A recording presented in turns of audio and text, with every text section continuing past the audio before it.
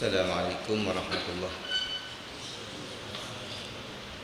A'udzubillahi minasyaitonir rajim. Bismillahirrahmanirrahim. Alhamdulillahi rabbil alamin. Wa afdhalus salati wa atammut taslimi ala sayyidina Muhammadin asyrafil anbiya'i wal mursalin wa ala alihi wa sahbihi ajma'in. Allahumma 'allimna ma yanfa'una wanfa'na bima 'allamtana wa zidna min karamika 'ilman ya akramal akramin. Rabbana iftah bainana wa bain qaumina bil haqqi wa anta khairul fatihin. La haula wa la quwwata illa billahil aliyyil azim. La haula wa la quwwata illa billahil aliyyil azim. Muslimin dan muslimat yang dirahmati oleh Allah Subhanahu wa taala. Insyaallah pada malam ini kita meneruskan kelas yang ke-23 daripada perbincangan kita kitab Bulughul Maram min Adillatil Ahkam karangan Al-Hafidh Ibnu Hajar Al-Asqalani rahimahullahu taala. Sebagaimana biasa kita akan mulakan dengan memperkenalkan salah seorang tokoh muhaddithin, tokoh ahli hadis yang terkenal, yang insya-Allah pada malam ini saya akan memperkenalkan seorang tokoh yang bernama Al-Imam At-Tabarani rahimahullahu taala. Al-Imam At-Tabarani, nama beliau Sulaiman bin Ahmad bin Ayyub. Sulaiman bin Ahmad bin Ayyub Asy-Syami At-Tabarani. Tabarani nisbah kepada satu tempat di negeri Syam, iaitu di Syria. Gelaran beliau Abu Qasim. Abu Qasim At-Tabarani, Abu Al-Qasim At-Tabarani. Beliau lahir pada tahun 260 Hijrah di Palestin. Berarti beliau merupakan ulama kurun yang ketiga Hijrah. 260 Hijrah di Palestin. Beliau mula keluar untuk menuntut ilmu, belajar ilmu daripada kecil, tapi mula merantau untuk menuntut ilmu ketika usia beliau 13 tahun. Bermula umur 13 tahun, beliau merantau selama 16 tahun duduk di perantauan menuntut ilmu. Ni ulama dulu ngaji bukannya sekejap. 10 tahun tu dikira sekejap lah ulama dulu. 10 tahun dikira sekejap, 16 tahun tu perkara biasa. Kita nak habis ijazah luar negeri 4 tahun tu Allah lama sangat dah rasa. Tu kita. Habis 4 tahun balik rasa alim sangat dah. Ulama dulu 16 tahun perkara biasa merantau untuk menuntut ilmu. Beliau belajar dan mengambil hadis daripada ramai tokoh-tokoh hadis yang terkenal. Di antara beliau Abu Zur'ah Ar-Razi ataupun Abu Zur'ah Ad-Dimashqi, seorang tokoh hadis yang terkenal. Kemudian di antaranya Imam Abdullah bin Ahmad bin Hanbal, anak kepada Imam Ahmad. Anak kepada Imam Ahmad merupakan tokoh muhaddis juga. Kerana kalau kita baca kitab Musnad Imam Ahmad, sebenarnya dalam Musnad itu dia ada terbahagi kepada 3 bahagian. Bahagian yang pertama memang hadis yang diriwayatkan oleh Imam Ahmad sendiri. Bahagian yang kedua yang diriwayatkan oleh anak dia daripada dia. Bila sebut qala Abdullah, berkata Abdullah dalam kitab Musnad, maknanya Musnad Imam yang diriwayatkan oleh anak dia Abdullah. Dan anak Imam Ahmad ini merupakan guru kepada Imam At-Tabarani, dan di antara guru beliau lagi Imam An-Nasa'i rahimahullahu taala.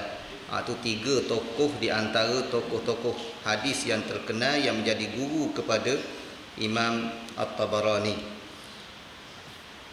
Anak murid beliau di antara yang terkenal iaitu Ibnu Mandah. Imam Ibnu Mandah. Bila sebut imam ni, mestilah seorang tokoh yang menjadi rojokan utama di bidang kepakaran beliau. Imam Ibnu Mandah iaitu seorang tokoh hadis juga. Termasuk Abu Nu'aim Al-Asfahani, pengarang kitab Abu Nu'aim Al-Asfahani. Beliaulah yang meriwayatkan hadis-hadis di dalam Mu'jam yang dikarang oleh Imam At-Tabarani. Kemudian yang seterusnya antara anak murid beliau iaitu Imam Abu Bakar Al-Bazzar yang kita dah kenalkan satu masa dulu. Imam Al-Bazzar juga merupakan anak murid kepada Imam At-Tabarani rahimahullahu ta'ala. Dan lain-lain anak-anak murid yang lain ramailah. Itu di antara yang popular, yang telah mencipta nama di arena ilmu, khususnya dalam ilmu hadis. Kemudian beliau ini sebagaimana tokoh-tokoh yang lain mendapat pujian daripada ulama-ulama besar hadis. Di antaranya Imam Az-Zahabi rahimahullahu ta'ala menyatakan bahawa beliau sebagai Al-Hafizul Masyhur, seorang yang bertaraf hafiz, iaitu hafiz hadis, yang menghafal puluhan ratusan ribu hadis yang terkenal. Musnidud dunya. Orang musnidud dunya ni orang yang mempunyai sanad dalam dunia ni, maknanya zaman dialah yang paling hebat. Kalau sebelum pada ni, kalau zaman kita, sebelum pada zaman kita sikit, di antara tokoh yang dikenali sebagai musnidud dunia, Syekh Yasin Fadani. Syekh Yasin, banyak ulama-ulama dunia ambil sanad dengan dia. Dia dikenali juga sebagai musnidud dunia di zaman sebelum pada zaman kita ni. Dan kita pun sebenarnya sempat dengan beliau. Beliau meninggal dunia tidak jauh lagi. Dan beliau ini wa kana min fursani hadha sya'ni ma'as-sidqi wal amanah. Beliaulah orang yang terkehadapan dalam ilmu ini, iaitu ilmu hadis. Zaman dialah orang yang paling tokoh sekali di dalam bidang hadis. Ini di antara pujian yang telah dihamburkan oleh Imam Az-Zahabi rahimahullahu taala. Beliau meninggal dunia pada tahun 360 Hijrah. Imam Az-Zahabi menyatakan bahawa beliau berumur 100 tahun 10 bulan. 100 tahun cukup-cukup. 260 wafat 360. 100 tahun 10 bulan. Tetapi walaupun 100 tahun, hadis-hadis riwayat beliau memenuhi seluruh dunia. Beliau mengarang beberapa kitab, banyak kitab yang masyhur. Kalau dalam bidang hadis, 3 kitab yang paling masyhur, iaitu Mu'jam Kabir, Mu'jam Awsat dan Mu'jam Saghir. Hari ni tak apa sihat sikit. Mu'jam Kabir, Mu'jam Awsat dan Mu'jam Saghir. Yang ni yang menjadi 3 kitab yang paling utama yang dikarang oleh Imam At-Tabarani. Di samping ada lagi kitab-kitab yang lain, tafsir At-Tabarani, tafsir pun dia ada karang. Masanid Asy-Syamiyin, musnad-musnad perawi-perawi yang datangnya daripada negeri Syam. Ini di antara kitab Imam At-Tabarani. Jadi saya suka nak memperkenalkan sedikit 3 kitab yang popular beliau. Yang pertama, Mu'jam Kabir. Kitab Mu'jam Kabir ini bila disebut hadis riwayat Tabarani di dalam Mu'jam, maknanya Mu'jam Kabir. Dia ada 3 Mu'jam.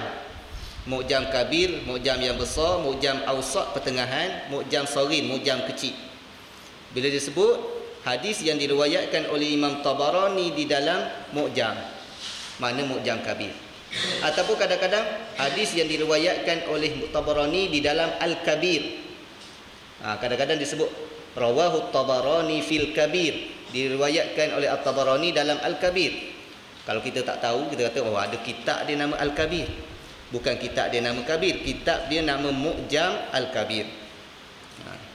Mu'jam Al-Kabir dia disusun mengikut musnad-musnad sahabat.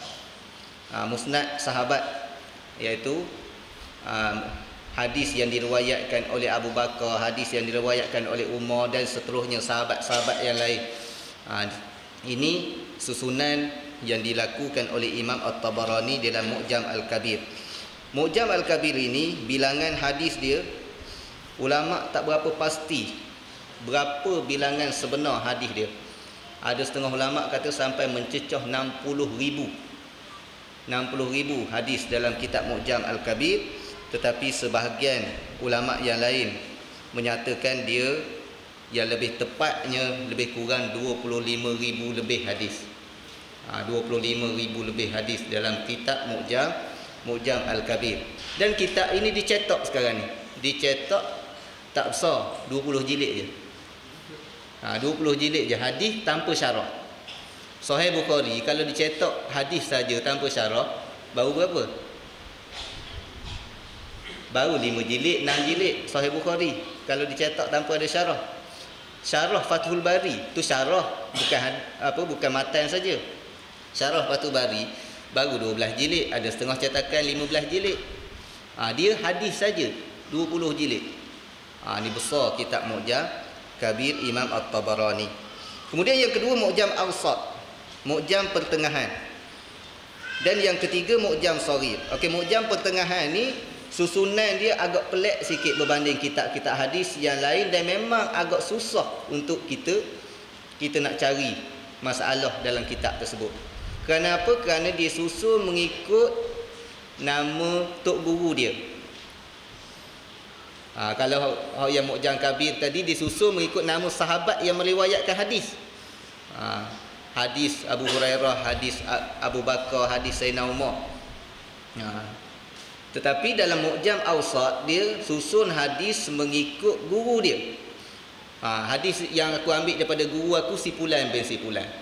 Habis guru hadis dia ambil daripada guru tersebut, guru yang lain pula, guru yang lain pula, guru yang lain pula. Jadi kita nak tahu hadis, kena tahu siapa tok guru Tabarani dulu. Taubatlah tak jumpa kalau kita nak cari tak. Hadis innamal a'malu binniyat. Kita tahu hadis tu riwayat Sayyidina Umar. Tapi siapa tok guru Imam Tabarani? Tok guru Imam Bukhari pun kita tak ingat. Apatah lagi kita nak tahu tok guru Imam Tabarani yang diambil hadis tersebut. Jadi lagilah payah.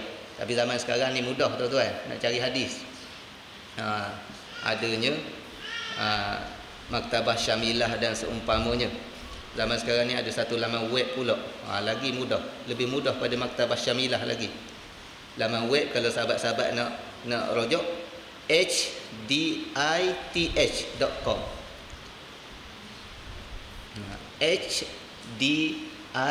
hdith.com. Rujuk laman tersebut, buka dalam laman tu kita boleh taik kalimah-kalimah yang kita nak cari dalam hadis. Carilah, taiklah hadis mana sekalipun, kalimah mana dia akan keluar. Oh, hadis ni rupanya dalam kitab ni ada, dalam kitab ni ada, dalam kitab ni ada, dalam kitab ni ada. Khilaf ulama tentang hadis pun akan kita jumpa. Oh, kitab ni rupanya ulama ni kata sahih, ada pula ulama kata hasan. Macam-macam. Satu sumber maklumat yang mudah yang Allah Subhanahu Wa Taala berikan kepada kita orang zaman mutaakhir ni. Jadi Mu'jam Awsat dia lebih kurang 9,400 hadis. 9,489 hadis. Tu Mu'jam pertengahan, Mu'jam Awsat. Dan yang ketiga Mu'jam Shaghir, Mu'jam yang kecil. Beliau ini juga menyusun kitab ini mengikut nama-nama guru dia juga. Samalah dengan Mu'jam Awsat. Cuma beza Mu'jam Shaghir dan Mu'jam Awsat. Mu'jam Awsat tadi, Mu'jam pertengahan, setiap satu guru dia mungkin ambil banyak hadis. Tetapi dalam Mu'jam Shaghir kebiasaannya daripada seorang guru dia ambil satu hadis. Daripada seorang guru dia ambil satu hadis. Tu susunan yang dilakukan oleh Imam At-Tabarani di dalam Mu'jam Shaghir. Dan memuatkan lebih kurang 1,000 tok guru. Ni menunjukkan hebat tak hebat Imam Tabarani, ngaji daripada 1,000 tok guru. Okey, hadis yang aku ambil daripada tok guru ni yang isi buku satu. Hadis yang aku ambil daripada tok guru lain isi pula hadis lain. Maknanya tok guru dia yang dia mengambil hadis lebih daripada 1,000. Jadi bilangan hadis dia lebih daripada 1,000 hadis. Ada setengah ulama membilang 1,198 hadis di dalam kitab Mu'jam As-Shaghir Imam At-Tabarani rahimahullahu taala. Itulah di antara tokoh yang hebat di dalam ilmu hadis yang kita pun biasa dengar hadis riwayat Tabarani. Bukannya Tabrani, ba tu hidup, Tabarani. Kadang-kadang kita dengar orang sebut pelik-pelik tak. Nama tokoh hadis pun tak berapa nak betul. Hari tu saya pernah tengok hadis riwayat Ibnu Mardawiyah. Keluar dalam TV3 rasanya. Siapa meninggalkan solat asar maka batal amalan. Gitulah maksud dia. Hadis riwayat Ibnu Mardawiyah. Mana ada tokoh hadis nama Mardawiyah? Yang ada Ibnu Mardawai ataupun Ibnu Mardoyah. Sama ada kita sebut Mardoyah ataupun Mardawai. Dua tu. Dia buat Mardawiyah. Entam je lah. Dah. Tulisan tak ada bagi. Ikut kita lah.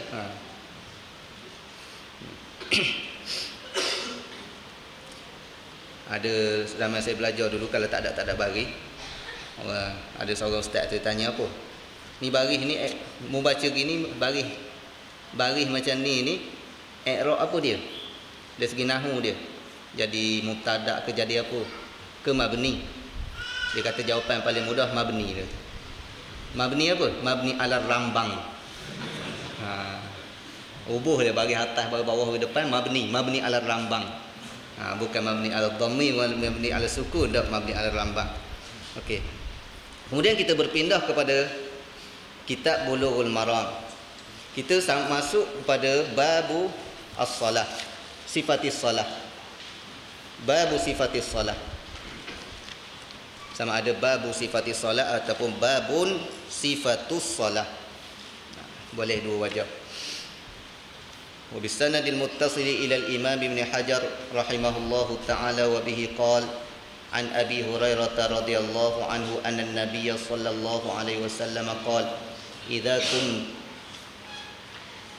قمت bukan kumtu, tolong betulkan bagi. إذا قمت إلى الصلاة فأسبغ الوضوء ثم استقبل القبلة فكبر ثم اقرأ ما تيسر معك من القرآن ثم اركع حتى تطمئن راكعا ثم ارفع حتى تعتدل قائما ثم اسجد حتى تطمئن ساجدا ثم ارفع حتى تطمئن جالسا ثم اسجد حتى تطمئن ساجدا ثم ارفع حتى تطمئن جالسا ثم اسجد حتى تطمئن ساجدا ثم افعل ذلك في صلاتك كلها.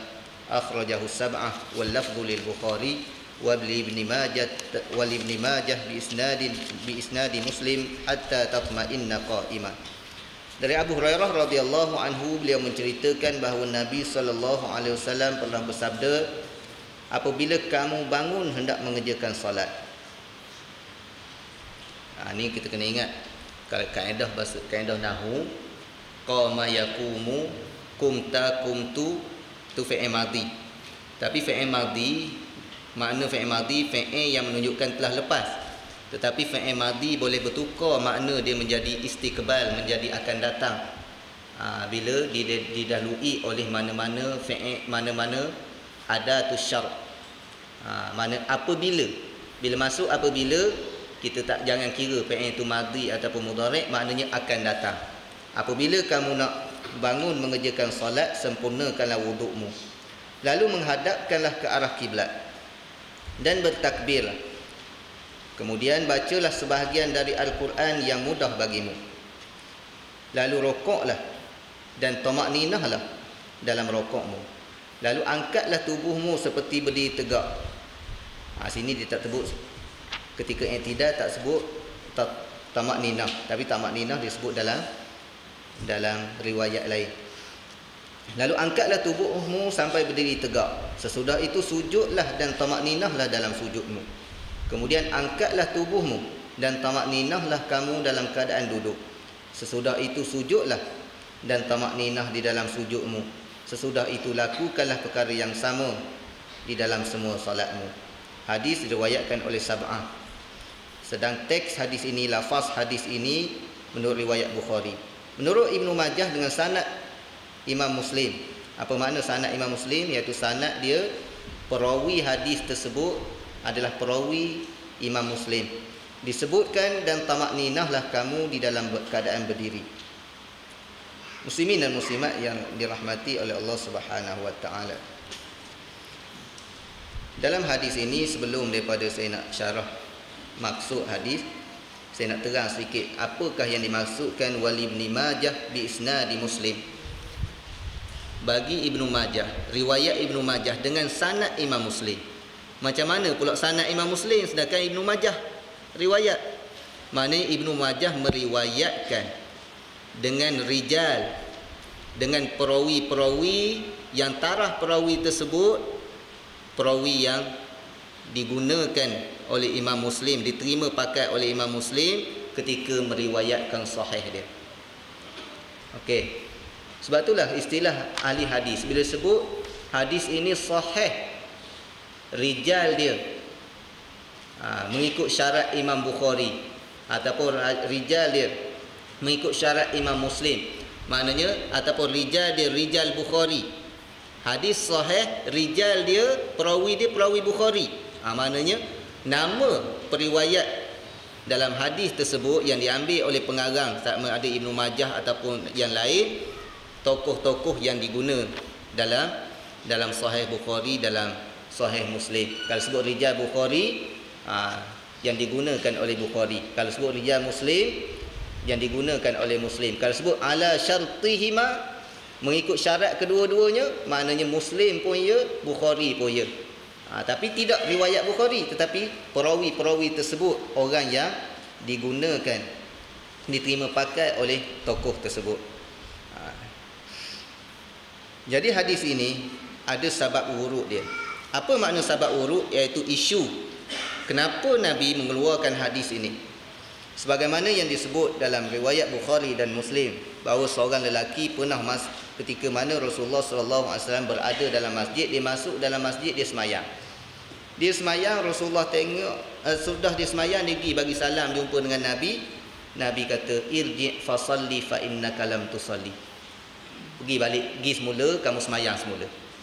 Nabi suruh dia semayang semula. Irji' fasalli fa innaka lam tusalli. Pergi semayang semula, kamu ni tak semayang lagi. Lalu dia semayang. Semayang, pergi pula kat Nabi. Irji' fasalli fa innaka lam tusalli. Pergi pula semayang. Sampai 3 kali dia semayang, barulah Nabi ajar kepada dia. Rupa-rupanya dia semayang tak betul tadi. Kali pertama Nabi suruh, kok dia ada tak ingat, ada tersilap. Rupanya kalau dah sampai 3 kali, memang dia ni tak reti betul semayang. Lalu Rasulullah SAW mengajar lelaki tersebut sembahyang, kaifiat sembahyang daripada awal hingga akhir. Sebab itulah para ulama menjadikan hadis ini yang dinamakan hadis al-musii'u salat. Orang yang sembahyang tak betul. Nama hadis ni hadis orang yang sembahyang tak betul. Orang yang sembahyang tak betul lalu Nabi ajar. Jadi hadis ini yang disebut oleh para ulama merupakan asas kepada rukun sembahyang. Perkara-perkara yang disebut dalam hadis ni semua rukun belaka. Rukun sembahyang. Rukun sembahyang yang disebut dalam hadis ni. Selain daripada yang disebut dalam hadis ni, banyak perbahasan ulama. Tapi yang disebut dalam hadis ni confirm rukun belaka. Tidak ada suatu perkara yang disunatkan yang disebut di dalam hadis ini. Hadis ini ada suatu kalimah. Kalau kita baca dalam baca hadis yang panjang dengan sabab wurud hadis ini, anna rajulan, ada seorang lelaki masuk ke dalam masjid. Siapa dia lelaki tersebut? Lelaki tersebut ialah seorang yang bernama Khalad bin Rafi'. Iaitu orang lelaki yang masuk tak betul, masuk semayang tak betul tadi. Tetapi biasalah para sahabat biasanya kalaulah dia nak menceritakan suatu perkara dan nama tersebut tak penting ataupun nama tersebut boleh menyebabkan jatuh maruah. Mu dulu aku kenal lah, mu dulu memang tak reti semayang, Nabi ajar. Jadi nak mengelakkan daripada buruknya nama seorang tu, sahabat meriwayatkan dalam bentuk ibham. Anna rajulan, seorang lelaki dulu pernah masuk masjid semayang tak betul, Rasulullah suruh semayang semula. Kerana tak penting nama, yang penting pengajaran daripada Nabi, cara macam mana untuk sembahyang. Jadi di sini kita tengok yang pertama, idza kumta ila shalah fa asbil wudu, mesti ada wudu. Ini yang pertama. Kemudian syarat dia Syarat nak semayang sumastaqbilil qiblah, ngadap kiblat. Dalam keadaan-keadaan yang biasa wajib menghadap kiblat. Fakabbir, takbiratul ihram, rukun. Summa qra' ma tayassara ma'aka minal Quran, baca Quran. Bacaan Quran. Bacaan Quran ni sama ada Fatihah tu rukun ataupun tidak rukun, nanti kita bincang kemudian. Tapi baca Quran, ayat Quran adalah rukun, sepakat. Summa rka' hatta tatma'inna raki'ah, rukuk dan tamakninah, rukun. Summa rfa' hatta ta'tadila qa'imah, iktidal sehingga kamu tegak, rukun. Dan disebut dari riwayat Ibnu Majah sehingga kamu tamakninah juga iktidal, itu merupakan rukun. Kemudian sujud, rukun. Tamakninah dan sujud, rukun. Duduk dua sujud, rukun. Tamakninah ketika duduk, rukun. Kemudian duduk kali yang kedua, sujud kali yang kedua dan tamakninah juga rukun. Summa rfa' hatta tatma'inna jalisa, kemudian kalau kita duduk tahiyat akhir pun tamakninah juga rukun. Summa sujud hatta tatma'inna saja. Summa al dzalika fi salatika kulli. Banyak kali sini tak? Summa sujud hatta tatma'inna sajida, summa rfa' hatta tatma'inna jalisa, summa sujud hatta. Berapa kali yang itu?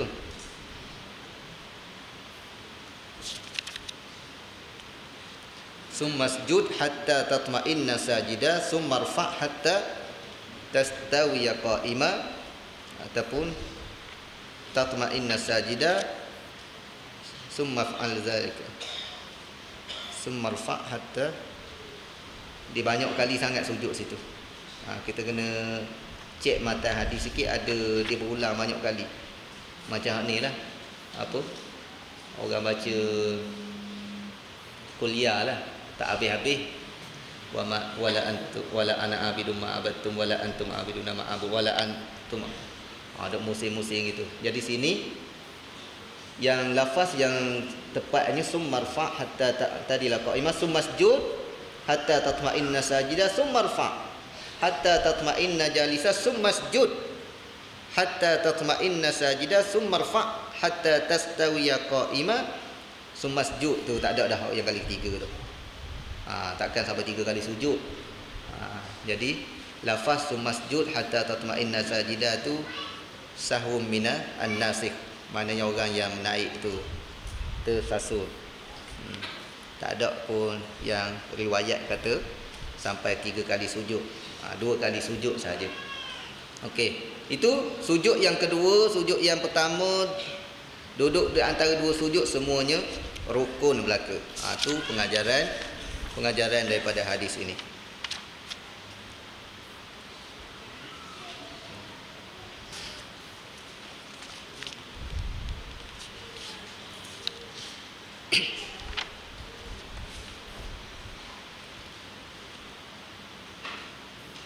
Apa yang disebut dalam hadis ini, mengikut ulama-ulama khususnya mazhab yang 3 selain daripada Hanafi, mengatakan ini semua adalah rukun. Dan rukun mengikut mazhab yang 3 ini tidak ada beza dengan wajib. Rukun dan wajib suatu benda yang tidak ada beza, kecuali dalam masalah haji je. Wajib haji dengan rukun haji dia ada perbezaan, tapi dalam bab lain rukun dan wajib tidak ada beza. Tetapi dalam mazhab Hanafi menyatakan, mereka membezakan di antara wajib dengan rukun. Wajib suatu benda yang wajib, tapi kalau kita tinggal tidak membatalkan lagi semayang.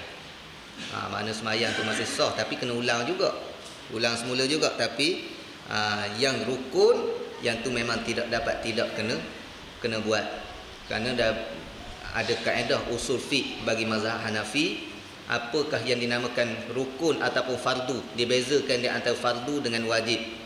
Rukun dan fardu mengikut Hanafi ma thabata bidalilin qat'i, iaitu apa-apa yang sabit dengan dalil yang qat'i. Nas Quran qat'i sungguh, ataupun nas hadis mutawatir qat'i, tu dia kira fardu. Fardu ataupun rukun. Yang dikira wajib ma thabata bidalilin dhanni, yang sabit dengan dalil zanni. Zanni iaitu bukan daripada ayat Quran ataupun bukan daripada hadis yang mutawatir. Kalau ada hadis pun hadis yang sahih, tetapi tahap hadis ahad saja, tak sampai hadis yang mutawatir. Itu sedikit perbezaan dari sudut istilah fuqaha.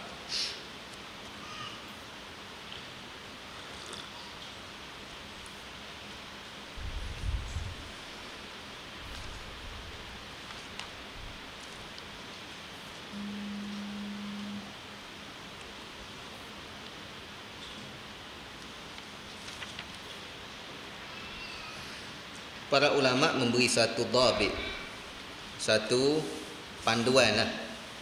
Kalau kaedah dia merupakan suatu kaedah yang umum, tapi panduan yang khusus dalam bab sembahyang ni, mereka mengatakan apa yang tidak disebut dalam hadis ini adalah sunat.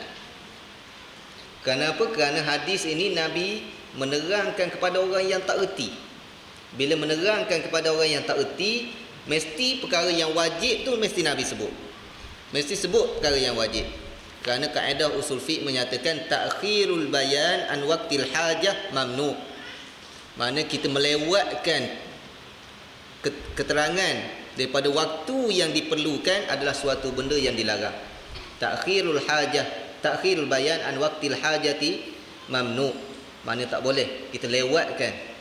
Sebab lelaki tadi memang salah. Bila salah, Nabi ajar. Ajar tu mesti ajar, jangan tinggallah hak wajib. Bila ajar tu kena komplit segala perkara yang wajib dalam sembahyang. Kalau Nabi tak sebut, maknanya ada benda yang kurang lagi. Bila kurang ketika waktu diperlukan, maka mengikut kaedah usul fiqh adalah suatu perkara yang terlarang. Sebab itulah selain daripada yang disebut dalam hadis ini dikira wajib ataupun dikira rukun, yang tidak disebut dikira sunat saja. Kemudian hadis yang seterusnya, wa mithlu fi hadis Rifa'ah inda Ahmad wa Ibn Hibban hatta tatma'inna qa'imah. Dan perkara yang sama disebutkan dalam hadis Rifa'ah bin Rafi'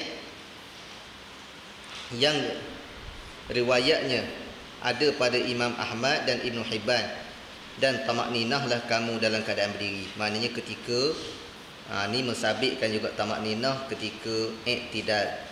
Wali Ahmad fa aqim sulbaka hatta tarji'al izam. Sedangkan menurut riwayat Imam Ahmad disebutkan, dan tegakkanlah tubuhmu hingga persendian tulang punggungmu kembali ke ruasnya masing-masing. Maknanya tegak sungguh, bukannya kita angkat kepala lebih kurang, tak ada berdiri tegak lagi, kita sujud terus. Jadi mesti kita tegakkan dulu ketika i'tidal. Okey. Itu tak ada masalah.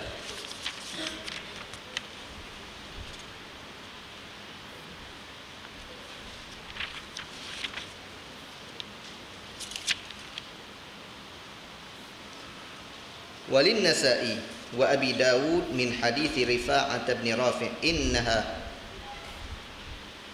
lan tutimma. Itu silap bagi juga, lan tatimmu.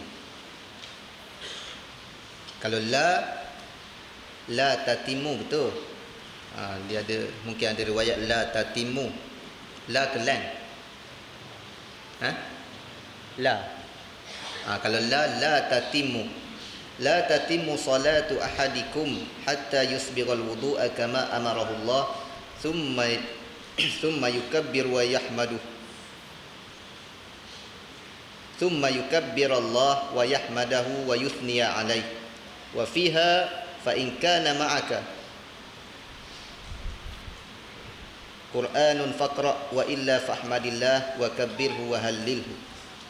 Menurut riwayat Imam Nasa'i dan Abu Dawud melalui hadis Rifa'ah bin Rafi' disebutkan, sungguhnya tidaklah sempurna solat seorang kamu sebelum menyempurnakan wuduknya seperti yang diperintahkan oleh Allah Subhanahu wa taala kepadanya. Kemudian bertakbir, iaitu takbiratul ihram, membesarkan Allah, memuji dan menyanjungnya. Dalam riwayat ini disebutkan pula, jika ada sebahagian dari Al-Quran yang kamu hafal, maka bacalah, dan jika tidak ada, maka pujilah Allah dan agungkanlah dia dan ucapkanlah la ilaha illallah.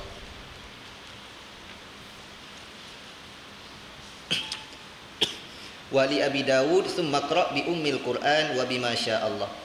Menurut riwayat Abu Dawud disebutkan kemudian bacalah ummul Quran, iaitu Al-Fatihah dan surah lain yang dikehendaki oleh Allah. Wa li Ibn Hibban thumma bima syi'ta. Menurut riwayat Ibn Hibban disebutkan kemudian bacalah surah apa pun yang kamu suka.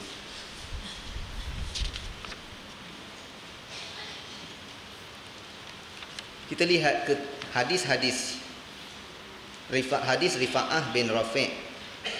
Ada beberapa riwayat.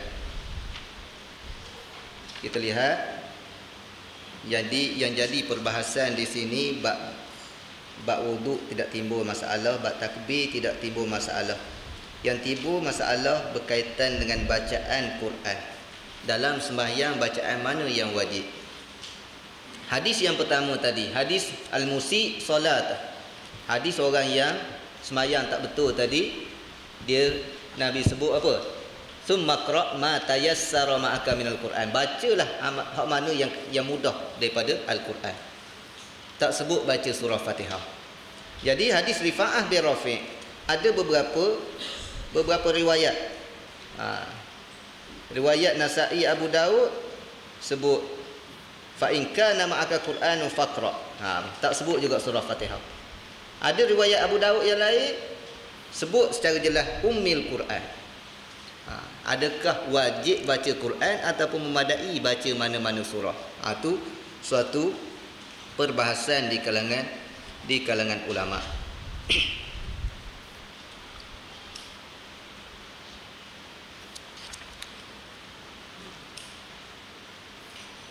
Dari sudut riwayatnya, riwayat yang paling kuat dari segi sanadnya, iaitu riwayat yang tidak menyebut Fatihah. Yang tidak menyebut Fatihah dari segi sanad dia lebih kuat daripada riwayat yang menyebut Fatihah. Sebab itulah dalam mazhab Hanafi menyatakan bahawa yang menjadi fardu dan rukun adalah baca Quran. Yang menjadi fardu dan rukun adalah baca Quran. Baca Fatihah hukumnya wajib sahaja. Sebab itulah saya sebut tadi, Hanafi dia membezakan di antara wajib dengan rukun. Wajib baca Fatihah, baca Quran rukun. Maknanya siapa yang baca Quran dah dikira sah sembahyang, tapi berdosa lagi. Berdosa lagi kerana dia berpegang kepada riwayat yang hanya menyebut summa qra' ma tayassara ma'aka minal Quran. Dan juga riwayat ini dikuatkan lagi dalam nas daripada ayat Quran, faqra'u ma tayassara min. Maka bacalah apa yang mudah bagi kamu. Ni. Tetapi dalam mazhab yang tiga, Hanafi, Hambali, Maliki dan Syafi'i menyatakan wajib baca Fatihah. Dan yang dimaksudkan ma tayassara itu apa yang mudah? Tak lain dan tak bukan ditafsirkan oleh riwayat yang kata Fatihah. Jadi yang mudah tu Fatihah.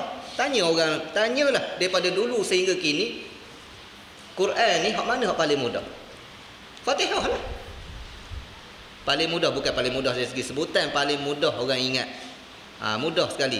Budak-budak lain, hak lain dia tak ingat, Fatihah ingat. Jadi yang dimaksudkan dengan ma tayassara, apa yang mudah itu, itulah surah Fatihah.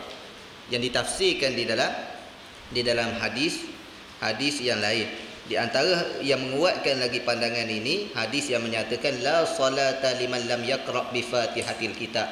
Tidak ada sembahyang bagi orang yang tak baca surah Fatihah. Jadi ulama-ulama tiga mazhab ni menyatakan tidak ada sembahyang, penafian kesahihan sembahyang. Maknanya sembahyang tak sah kalau tak baca Fatihah. Tapi bagi mazhab Hanafi pula dia tafsir dengan tidak ada sembahyang yang sempurna. Sembahyang tersebut sah tapi kuranglah dari segi kedudukan dia berbanding yang baca Fatihah. Itu perbahasan ulama berkaitan dengan baca Fatihah. Jadi jelaslah kepada kita tiga mazhab menyatakan bahawa rukun Fatihah merupakan rukun. Hanafi saja mengatakan dia wajib. Tapi wajib bagi Hanafi berbeza dengan rukun. Kalau dalam mazhab tiga ini dia tidak ada perbezaan di antara wajib dan rukun ataupun wajib dan fardu. Kalau nak bahas secara panjang lagi, memanglah Tok Guru saya, Dr. Nuruddin Atta, dia kata dia lebih cenderung menyatakan bahawa Fatihah tu tidak menjadi rukun sebab dia Hanafi. Dia lebih cenderung pada pandangan mazhab Abu Hanifah dalam isu ni. Kemudian yang seterusnya, wan Abi Humaid as-Sa'idi radhiyallahu anhu qala ra'aitu an-nabiyya sallallahu alaihi wasallam idza kabbara ja'ala yadayhi hazwa min mankibaihi wa idza raka'a amkana yadayhi min rukbatayhi thumma hasara dhahrahu buka zahri fa idza rafa'a ra'sahu istawa hatta ya'uda kullu faqadin makana fa idza sajada wada'a yadayhi ghayra muftarishin wala qabidihima wastaqbala bi atrafi asabi' rijlaihi al-qiblah wa idza jalasa fi rak'atain jalasa ala rijlihi al-yusra wa nasaba al-yumna wa idza jalasa fi rak'atil akhirah qaddama rijlahu al-yusra wa nasaba al-ukhra wa qa'ada ala maq'adatihi akhrajahu al-Bukhari. Diriwayatkan daripada Abu Humaid as-Sa'idi radhiyallahu anhu telah menceritakan, aku lihat Rasulullah sallallahu alaihi wasallam apabila bertakbir mengangkat kedua belah tangannya sehingga sejajar dengan kedua-dua bahunya.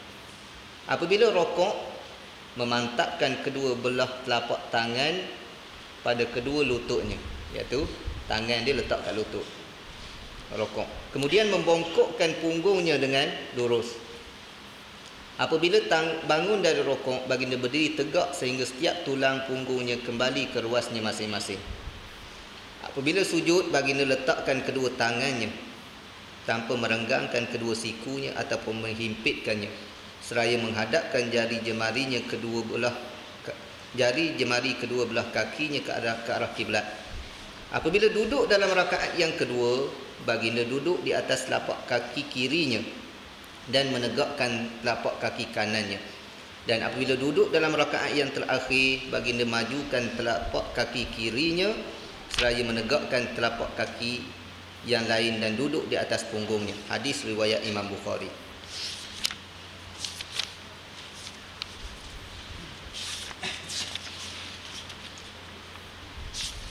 Muslimin dan muslimat yang dirahmati oleh Allah Subhanahu wa taala. Hadis ini dari segi sanad tidak ada masalah.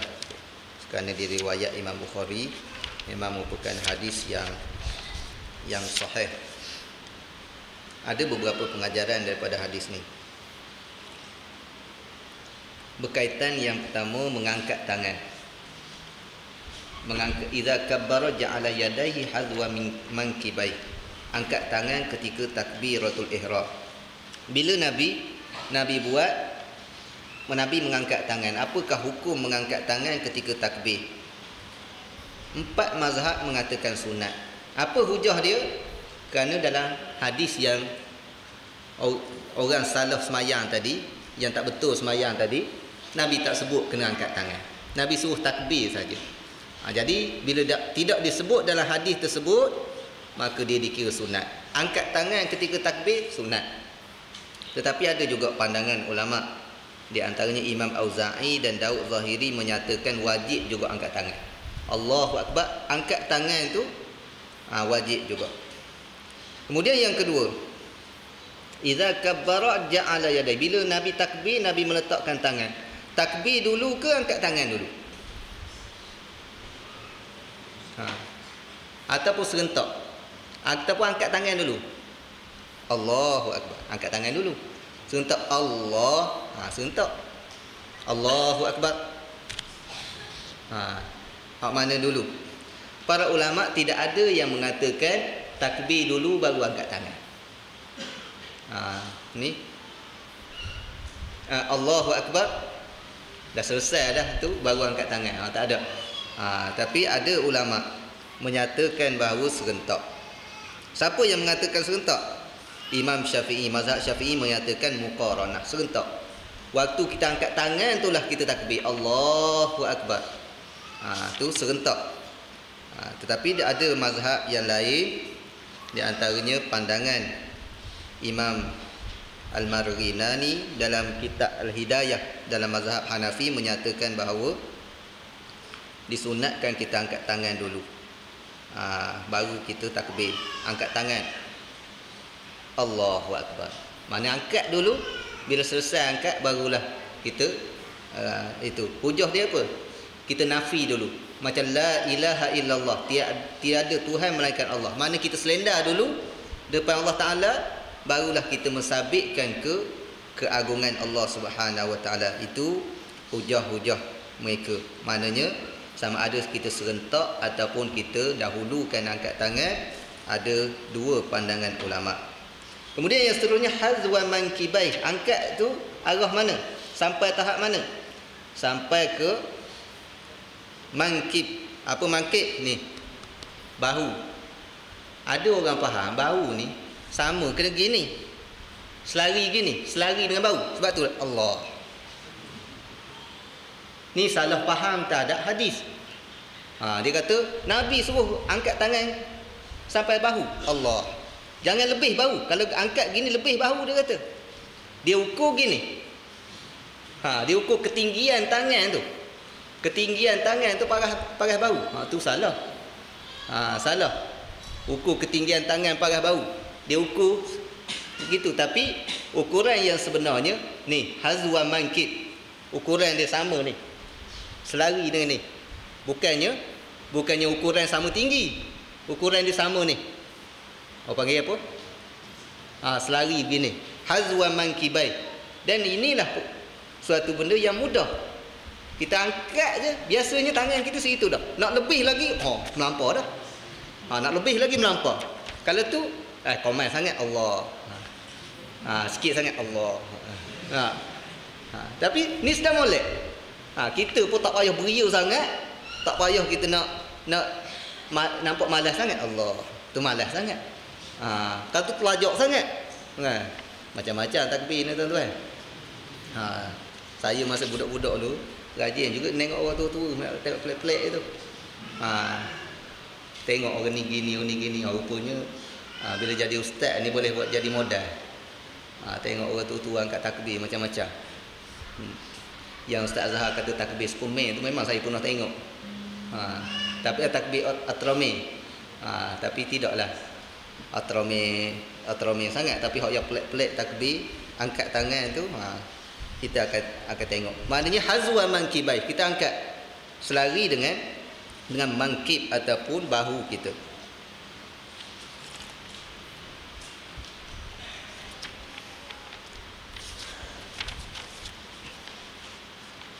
Kemudian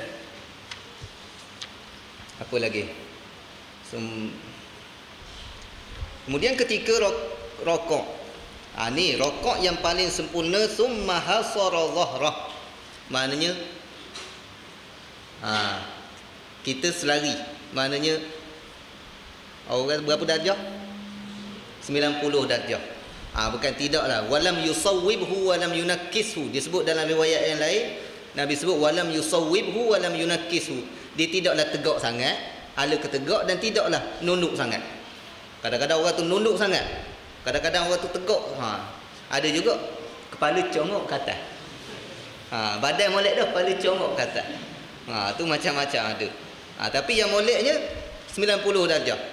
90 darjah tu yang paling sempurna. Dan kebiasaannya kalau kita letak tangan, sebab tu disunatkan letak tangan sebagaimana disebut dalam hadis ni, letak tangan di lutut, tu dah sempurna dah. Letak tangan ngam-ngam 90 darjah. Kecuali kita gebeng, kita buka siku, tu lain lah cerita. Ataupun jenis tangan dia macam tangan Arumugam, terlebih panjang lah. Ingat Arumugam? Arumugam ke apa yang keeper Malaysia dulu? Ustaz Mizi? V Arumugam. Arumugam. Tak apalah, khilaf bab tu. Khilaf tak jadi tu, jangan baloh lepas ni kocoh dulu tu.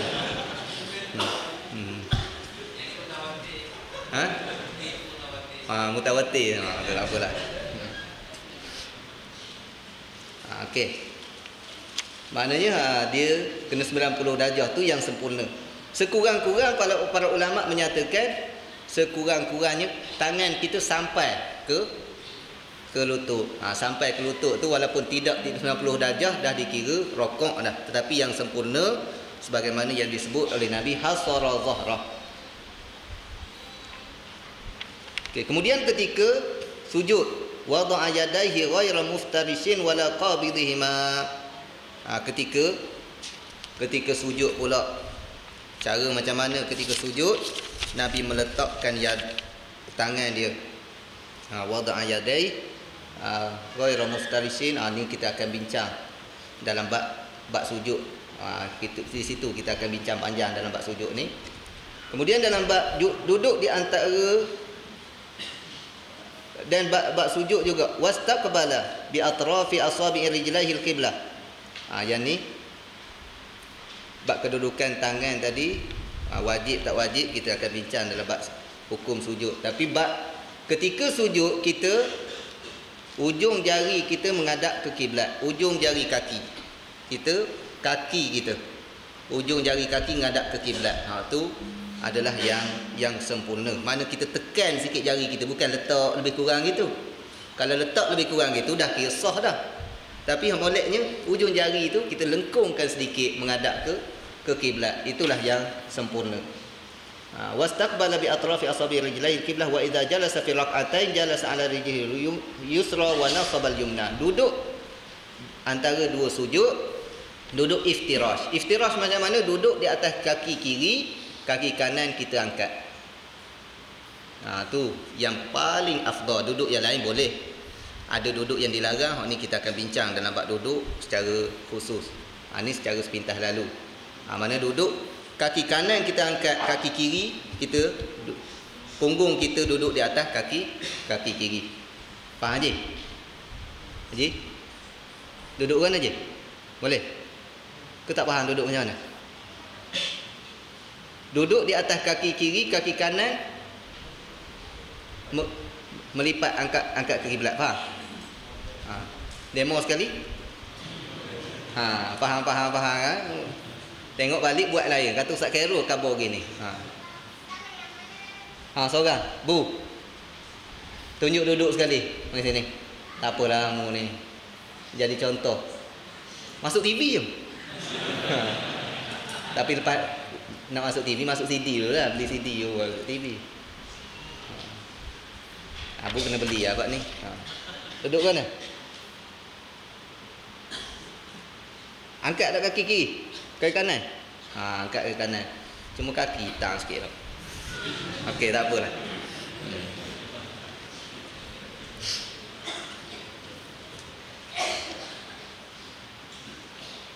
Dan duduk tawarruk. Duduk akhir disunatkan kita duduk tawarruk. Disebut cara macam mana? Wa idza jalasa fi rak'atil akhirah qaddama rijlahu al-yusra wa nasaba al-ukhra. Duduk tawarruk. Kita menghulurkan kaki kita yang kiri sampai terkeluar.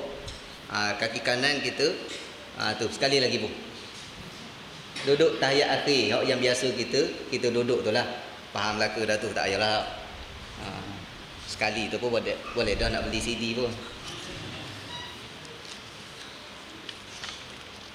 Okey, kemudian doa iftitah pula. Ba istiftah as-salah. Okey, wa an Ali bin Abi Talib. Siapa ada soalan boleh hantar saya.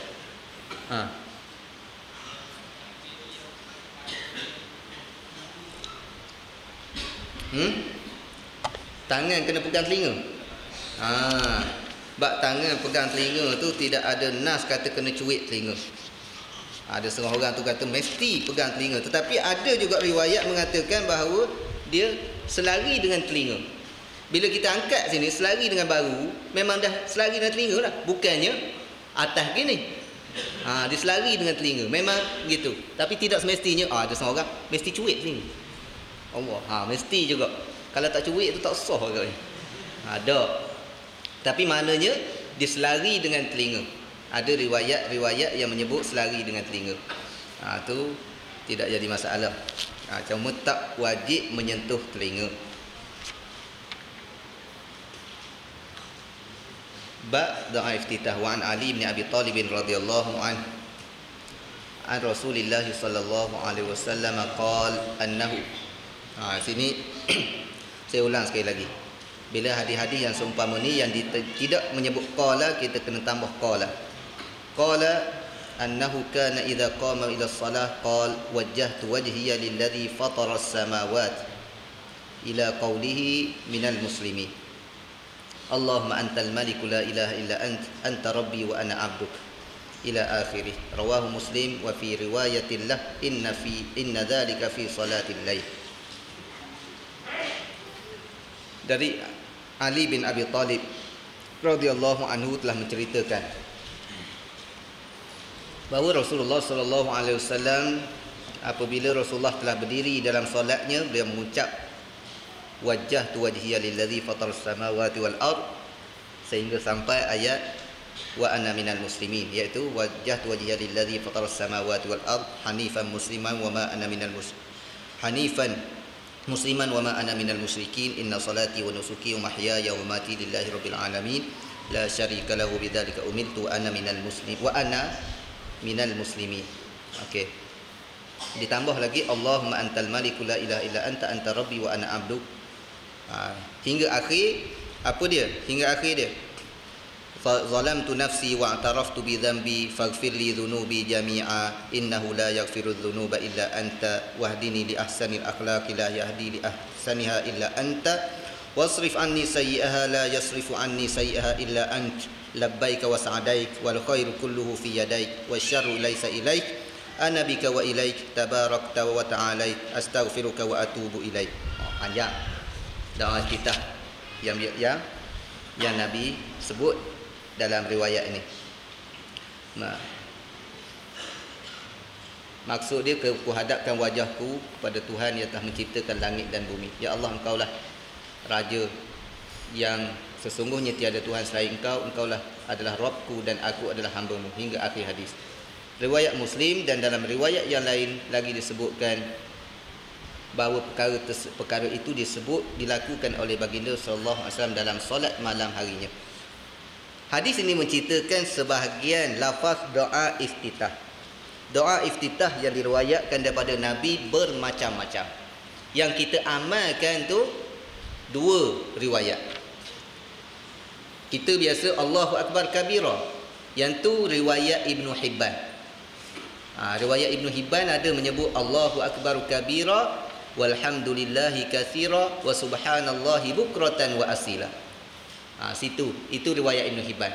Yang kedua, kita ambil riwayat Imam Muslim ni, iaitu wajjahtu wajhiya lillazi fataras samawat sampai habis. Kita ambil ni riwayat ni separuh, kita ambil riwayat Ibn Hibban. Ini yang kita amalkan. Maknanya dua dalam satu dah tu kita amal. Tapi yang kedua ni tak habis. Siapa boleh ngapal banyak lagi? Ngapal lepas pada ni. Ni di antara lafaz-lafaz doa iftitah. Sebab itulah tuan-tuan, kalau kita pergi ke mana-mana, kadang-kadang kita dengar Allahu Akbar, orang sebelah kita lain baca macam kita. Kita Allahu Akbar kabira, dia baca lain daripada kita. Doa iftitah dia memang banyak riwayat. Banyak riwayat, kita boleh pilih mana-mana satu riwayat daripada doa-doa iftitah. Jadi tok-tok guru kita dulu, dia pilih untuk nak memudahkan kita, dia pilihlah satu untuk mudah kita. Jadi kalau dia bagi belaka 10 riwayat, ni mu nak belajar semayang, doa iftitah 10 ni. Jawapannya doa iftitah saja seminggu baru kita nak hafal. Jadi dia pilih yang mana yang sesuai untuk mempermudahkan kita saja. Ni salah satu riwayat. Wa an Abi Hurairah radhiyallahu anhu qala kana Rasulullah sallallahu alaihi wasallam idza kabbara lis salah sakata hunayatan qabla an yaqra fasa'altuhu faqala aqulu Allahumma ba'id baini wa baina khataayaya kama ba'adta bainal masyriqi wal maghrib Allahumma naqqini min khataayaya kama yunqqa ath-thawbul abyadu minad danas Allahumma ghsilni min khataayaya bil ma'i wath thalji wal barad. Ni di antara doa iftitah juga. Abu Hurairah radhiyallahu anhu telah menceritakan bahawa Rasulullah sallallahu alaihi wasallam apabila telah bertakbir dalam solatnya, beliau berhenti sebentar. sebelum memulakan bacaannya. Maknanya ni di antara adab dalam semayang. Kita taklah gopoh-gopoh. Allahu akbar, Allahu akbar kabira. Allahu akbar, Allahu akbar kabira. Tapi Allahu akbar, Allahumma ba'id baini wa baina khataaya. Ni Nabi berhenti sebentar sebelum memulakan bacaannya. Ketika kutanyakan mengenai hal itu, baginda sallallahu alaihi wasallam menjawab, aku mengucapkan Allahumma ba'id baini wa baina khataaya kama ba'adta bainal masyriq wal maghrib. Allahumma naqqini min khataaya kama yunqqa ath-thawbul abyadu minad danas. Allahumma ighsilni min khataaya bil ma'i wath thalji wal barad. Ya Allah, jauhkanlah diriku dari kesalahan-kesalahanku sebagaimana Engkau jauhkan antara timur dan barat. Ya Allah, bersihkanlah adaku dari kesalahan-kesalahanku hingga menjadi seperti pakaian putih yang dibersihkan dari kotorannya. Ya Allah, cucikanlah daku dari kesalahan-kesalahanku dengan air, salji dan embun.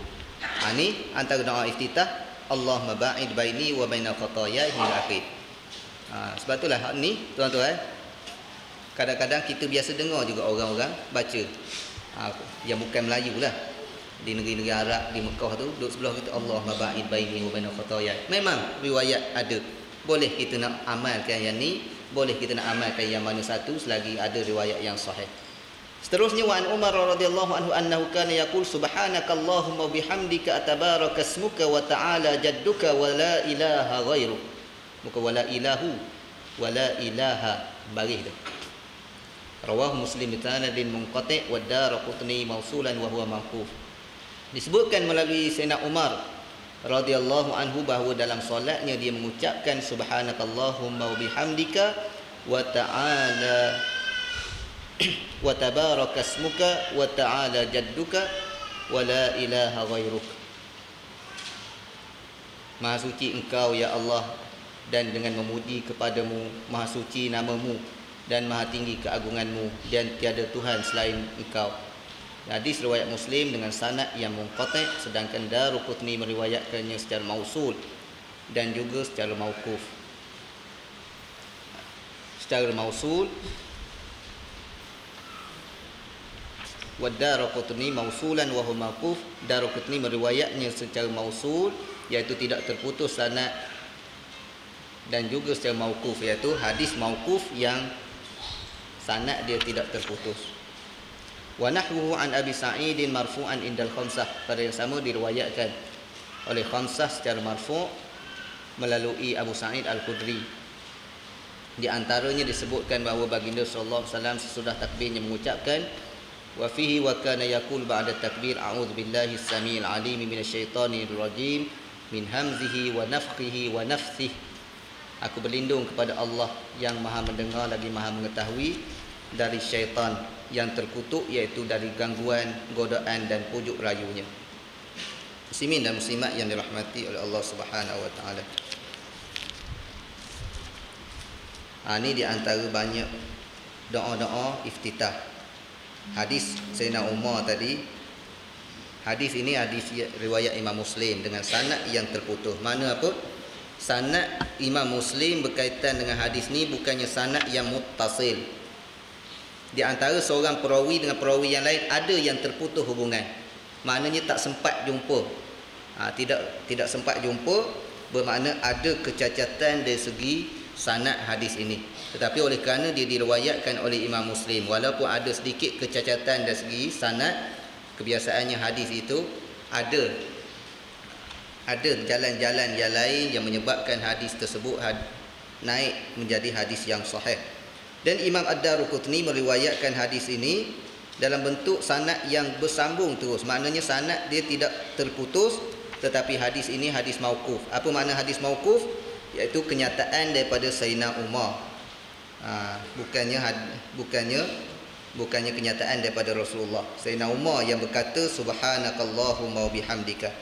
Tetapi walaupun Sayyidina Umar yang berkata ini dalam isu berkaitan dengan ibadat. Ibadat ini mabniyun ala tauqif, kebiasaan bergantung kepada riwayat. Jadi Sayyidina Umar, walaupun Sayyidina Umar yang berkata, tetapi kedudukan hadis ini hampir sama dengan apa yang diriwayatkan sendiri daripada Rasulullah sallallahu alaihi wasallam. Jadi tak timbul masalah kalau kita nak amalkan subhanakallahumma bihamdika. Dan hadis Abu Sa'id Al-Khudri riwayat khamsah. Khamsah ni Abu Daud, Tirmizi, Nasa'i, Ibnu Majah dan Imam Ahmad. Ada menambah a'udzu billahi samil alim minasyaitonir rajim min hamzihi wa nafthihi wa nafthihi. Tuan-tuan, kalau kita kompos semua tadi dah berapa dah? Banyak dah doa iftitah. Jadi kalau menurut Imam Nawawi, dia kata amalan-amalan yang pernah dilakukan oleh Rasulullah ni cuba kita buat. Walaupun kita menghafal hak lain, yang ni tak pernah lagi aku buat. Okey, subuh esok aku nak amal iftitah ni sekali. Zuhur esok nak amal iftitah ni sekali. Sekurang-kurangnya kita mengamalkan sunnah Rasulullah sallallahu alaihi wasallam. Itu cadangan daripada Imam Nawawi rahimahullahu taala.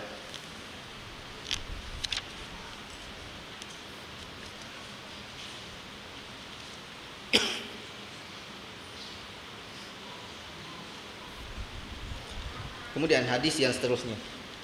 Ada soalan atau selalu? Kalau ada yang bertulis lah. Tak ada bertulis tak nak jawab.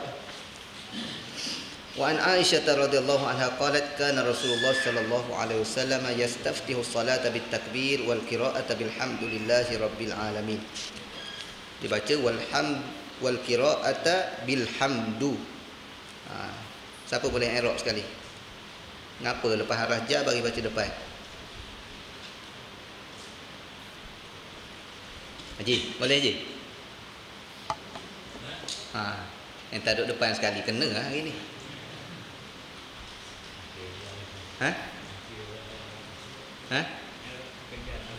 Wal qira'ata bilhamdu. Dia boleh baca wal qira'ata bilhamdulillah ala sabilil hikayah. Bacaan dengan alhamdulillah.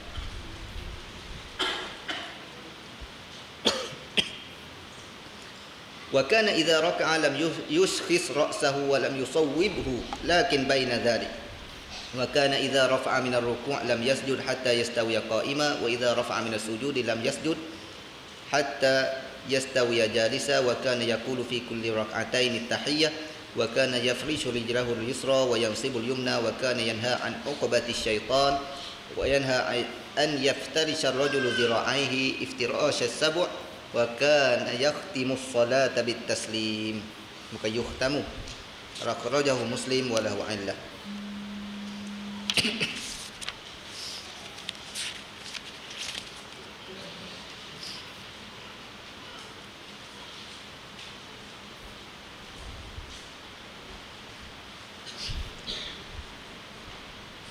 Okey, hadis ni Aisyah radhiyallahu anha telah menceritakan bahawa Rasulullah sallallahu alaihi wasallam selalu membuka solatnya dengan takbir dan bacaan alhamdulillahirabbil alamin.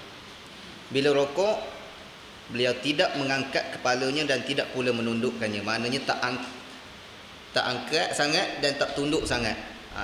Melainkan pertengahan di antaranya. Sebagaimana yang saya sebut tadi, 90 darjah. Apabila mengangkat kepala dari rokoknya, tidak sujud sebelum berdiri tegak lurus. Ini kita dah bincang tadi. Apabila mengangkat kepala dari sujudnya, tidak sujud lagi sebelum duduk dengan sempurna. Baginda sallallahu alaihi wasallam selalu membaca tahiyat di setiap 2 rakaat. Dengan menghamparkan telapak kakinya dan memancangkan telapak kaki kanannya, iaitu menegakkan.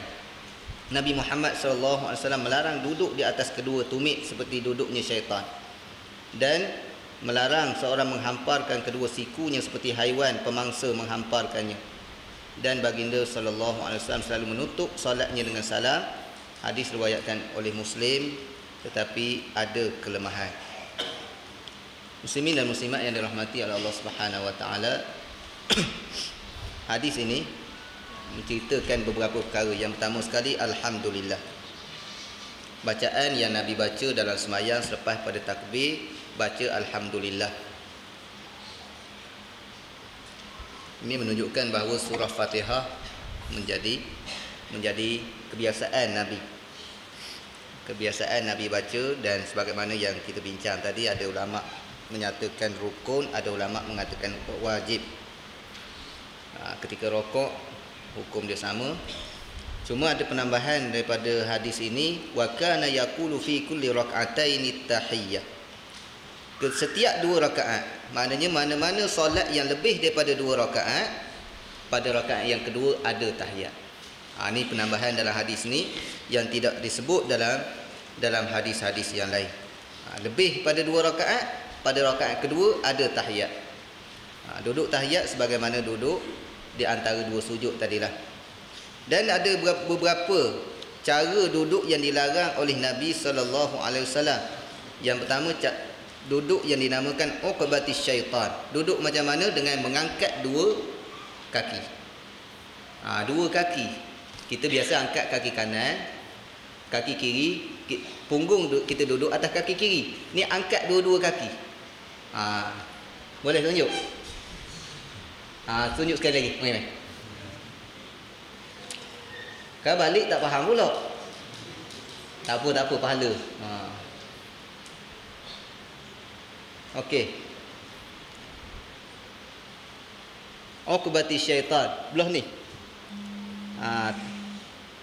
Naha an uqbati syaitan. Diangkatkan dua kaki dia. Maknanya bukan gitu. Tepi lagi. Lagi buka lagi. Duduk, punggung jatuhkan punggung.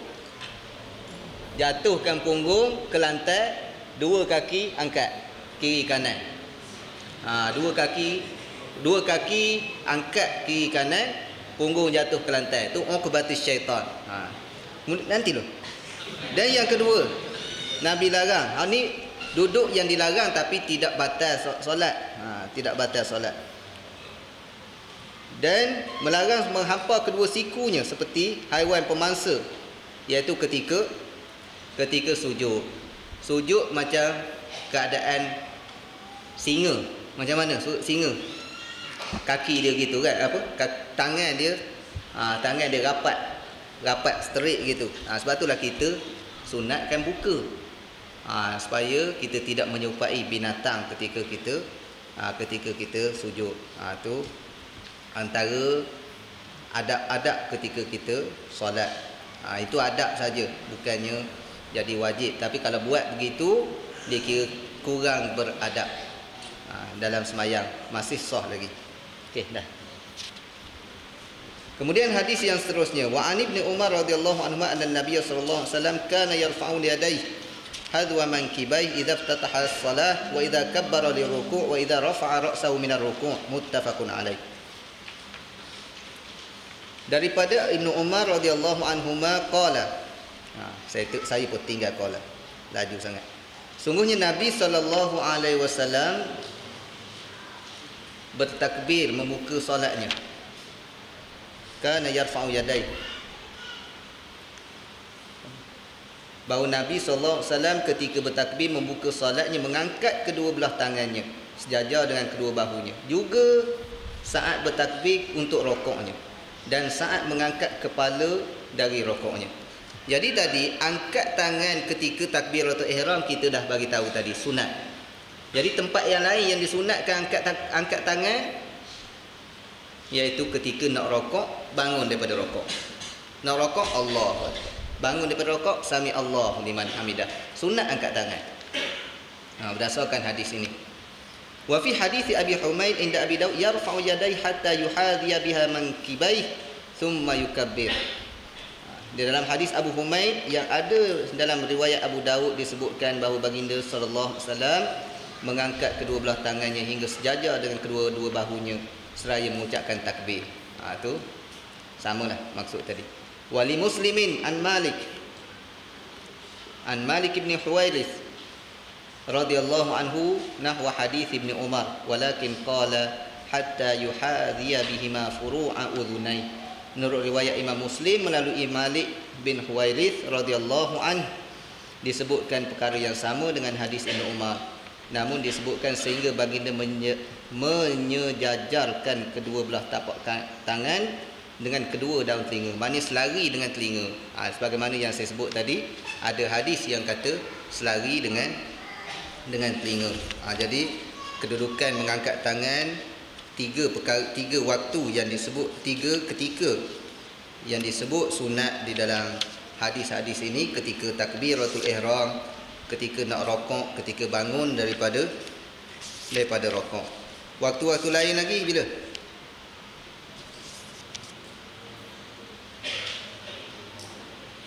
Ha?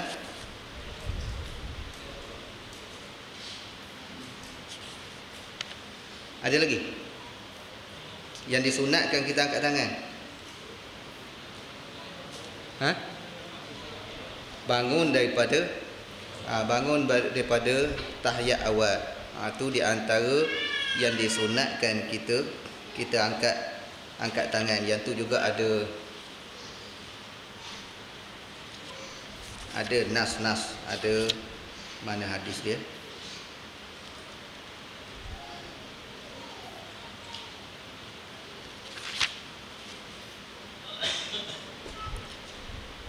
Ada mengikut riwayat Imam Tirmizi juga hadis Abu Humaid As-Sa'idi.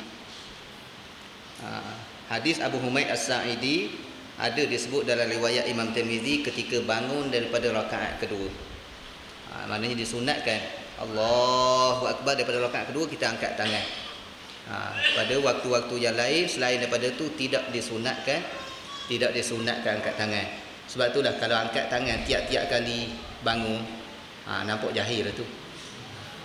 Bukan mazhab jahil. Setiap bangun daripada rakaat pertama Allahu Akbar, daripada rakaat ketiga nak naik keempat Allahu Akbar, angkat juga tangan. Tengok orang angkat tak kira. Tu jahil. Kerana ada pandangan yang mengatakan bahawa kena angkat belaka. Setiap kali kullu ma khafada wa rafa', setiap kali turun, setiap kali naik kena angkat. Tapi hadis ni hadis yang dhaif. Hadis yang dhaif.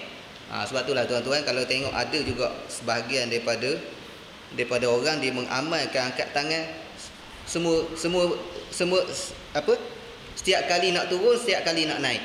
Nak turun daripada iktidal ke sujud, sami Allahu liman hamidah, Allahu Akbar, dia angkat tangan juga. Bangun daripada sujud, Allahu Akbar, Allah. Itu pandangan yang tidak kuat kerana hadis dia hadis yang dhaif. Kalaulah sahih sekalipun, para ulama menyatakan kullama, setiap kali dia turun dan naik, maksud dia turun dan naik yang disebutkan dalam hadis tadi. Turun daripada qiyam nak rokok, dan daripada rokok nak iktidal. Itu sahaja yang diperbahaskan oleh para ulama. Kemudian hadis yang seterusnya, yang ni perbahasan yang panjang. Nabi bab letak tangan ni.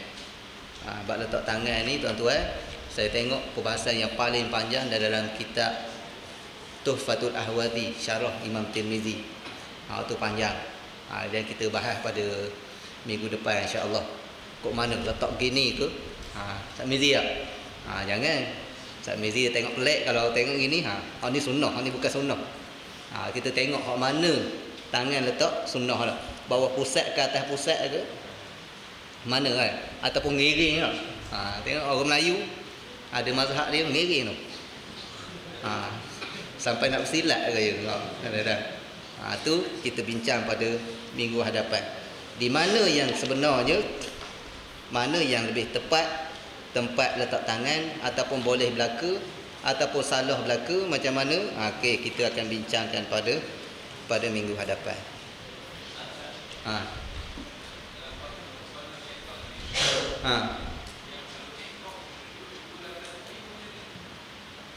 Duduk atas dua kaki. Duduk atas dua kaki dia di antara duduk yang dibenarkan juga. Itu tidak dinamakan uqbatus syaitan. Uqbatus syaitan tadi angkat dua belah kaki, punggung duduk atas lantai. Tapi kalau duduk atas dua belah kaki itu tidak dinamakan uqbatus syaitan.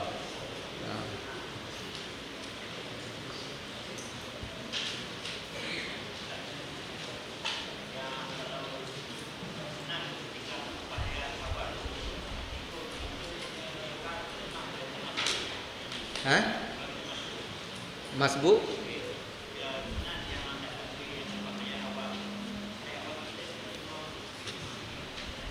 Kalau kita masbuk, kita naik daripada duduk naik ke tahiyat, naik ke rakaat yang kita nak tambah kan, adakah disunatkan kita angkat tangan? Tengok keadaan kita, sebab waktu tu kita dah terputus hubungan dengan imam. Imam dah bagi salam, selesai dah imam. Kita bangun daripada rakaat berapa? Kalau kita bangun, kita baru rakaat kedua, tidak disunatkan angkat tangan.